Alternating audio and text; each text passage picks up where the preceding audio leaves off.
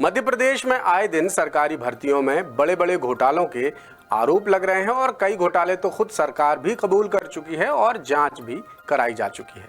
चाहे बहुचर्चित व्यापम घोटाला हो, पटवारी भर्ती घोटाला हो या फिर हाल ही का पुलिस आरक्षक भर्ती घोटाला। अब इनसे सत्ता पक्ष या विपक्ष को क्या फर्क पड़ा, कितना फर्क पड़ा, ये अलग बात है, लेकिन लाखों बेरोजगार नौजवानों और उनके परिवार का जो नुकसान हुआ है उसकी सीमा कोई तय नहीं कर सकता। उसकी पीड़ा ये बेरोजगार नौजवान ही जानते हैं और इस नुकसान की भरपाई भी नहीं हो सकती। अब घोटालों के बोझ तले नौजवानों का सब्र टूट चुका है और सूबे में सरकारी भर्ती घोटालों की सीबीआई जांच की मांग उठ रही है। आखिर किसने की ये मांग, क्यों पड़ी इसकी जरूरत और किन भर्तियों पर उठ रहे हैं गंभीर सवाल, देखिए हमारी ये खास रिपोर्ट।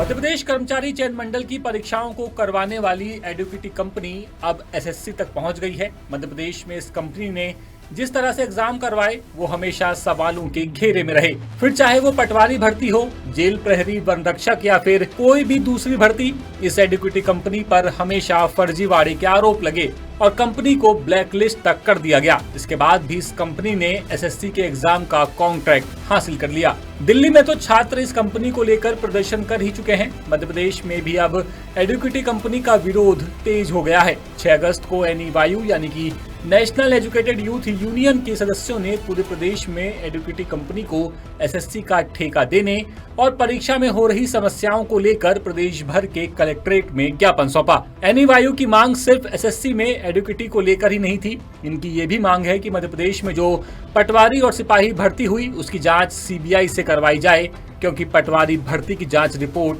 आज तक सामने नहीं आई है। जबकि मध्य प्रदेश विधानसभा में 6 अगस्त को ही कांग्रेस ने आरक्षक भर्ती का मुद्दा उठाया और फर्जीवाड़े का आरोप लगाया।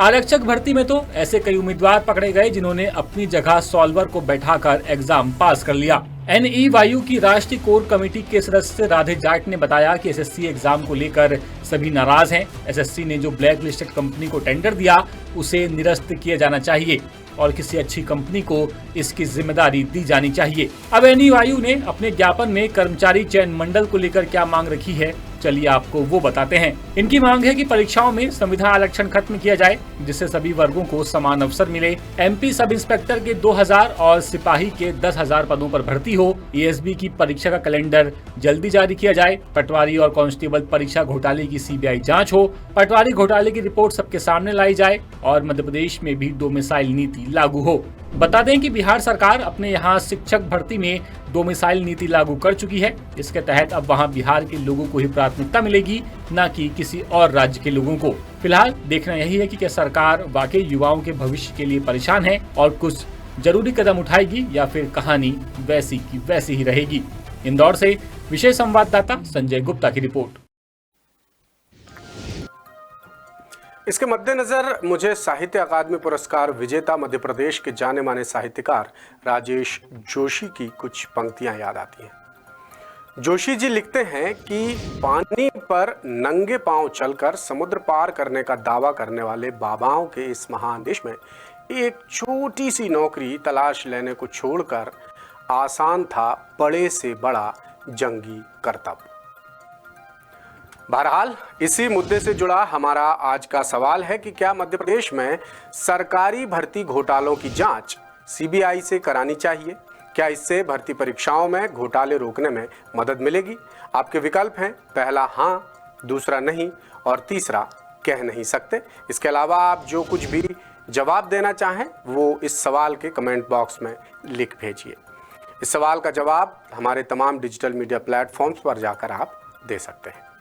लेटेस्ट, इन्वेस्टिगेटिव और इन डेप्थ खबरें देखने के लिए ज्वाइन कीजिए द सूत्र का व्हाट्सएप चैनल, सब्सक्राइब कीजिए यूट्यूब चैनल, लाइक कीजिए फेसबुक पेज और पढ़ते रहिए वेबसाइट www.dasudr.com।